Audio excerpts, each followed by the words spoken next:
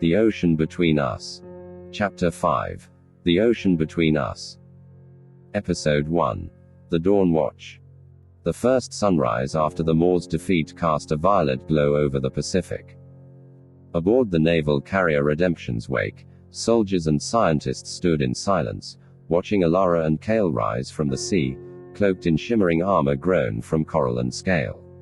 They no longer breathed with gills nor needed oxygen masks, but something in their eyes said they'd seen the other side. Admiral Velen was the first to break silence. "What are you now?" he asked, his voice gruff. Alara looked at Kale, then at the Leviathan coiled in the far waters like a resting titan. "We are what the sea made us to be," she said. "Bridges, not walls." Velen nodded once. "And if the world doesn't want your bridge?" Kale stepped forward. "Then we remind them what walls become in a rising tide." Episode 2. Fractures and Factions. The world's reaction was as divided as its nations. Some hailed Alara and Kale as saviors. Others branded them as weapons, biological anomalies too dangerous to live freely. A summit was called in Geneva. World leaders demanded their surrender for assessment. Alara refused, but she didn't rage. She sang a single note. Across the oceans, whales responded. Tides shifted, storms gathered and then calmed, proof of what she could command. Kale, by her side, issued a final plea to Earth's leaders. "This isn't a threat, it's a chance. One last chance to live with the sea, not against it." But a faction of rogue powers, those who had created the Scalebreaker, launched a new project, Project Leviacide. The goal was simple: kill the Leviathan, and end the myth forever. Episode 3. The Tide Between Lovers. Kale knew what war felt like. But this was different. As they fled diplomatic traps and foiled ambushes, he saw the toll on Alara. The sea still flowed through her veins, but her heart remained human. She wept in silence when another ruin was bombed. She screamed only once, when the last member of the first choir was turned to ash. They found momentary peace on an island forgotten by maps. There, under stars older than language, they held each other close. "I'm scared," she admitted. "Of what I'm becoming. Of what I'll have to do." Kale pressed his forehead to hers.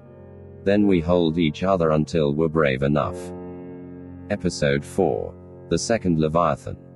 What no one had anticipated was that the Moor had left a seed. In the Arctic, below melting ice, it bloomed, silent and monstrous. This was no song singer. It was a silence eater. The Leviathan, old and wounded, could not reach it alone. Alara knew, a second Leviathan had to rise. But it wouldn't be born. It had to be made. And Kale, tied to the sea by Alara's heart, was the only one who could carry its call. Episode 5. The Birth of Thunder. Kale entered the Abyss Temple, a place none had walked since before Atlantis fell.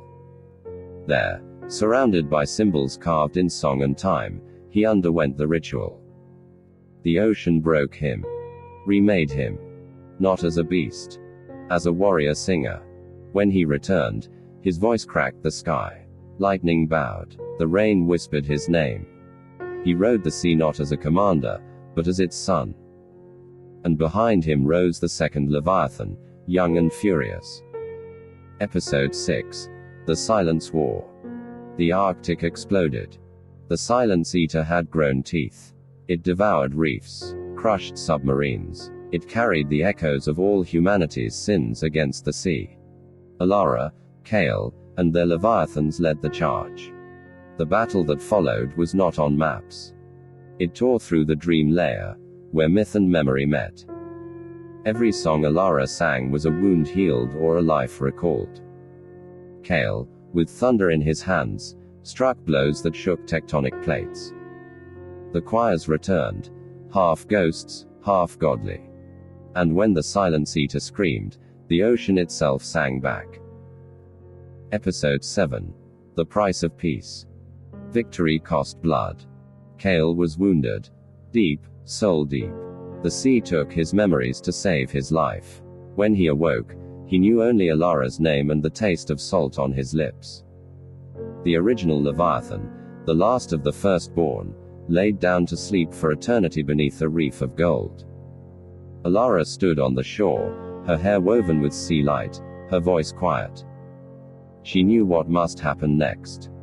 The sea could not be governed. It needed guardians. She had to leave the surface. Episode 8. The Wedding at Low Tide. Before she left, Alara asked Kale one final question. If you don't remember all of me, will you still choose me? Kale smiled, tears running freely. I don't remember the stories, but my heart knows its song. They married on a beach without flags, witnessed only by waves, by friends of salt and breath. When she kissed him, the sea stood still.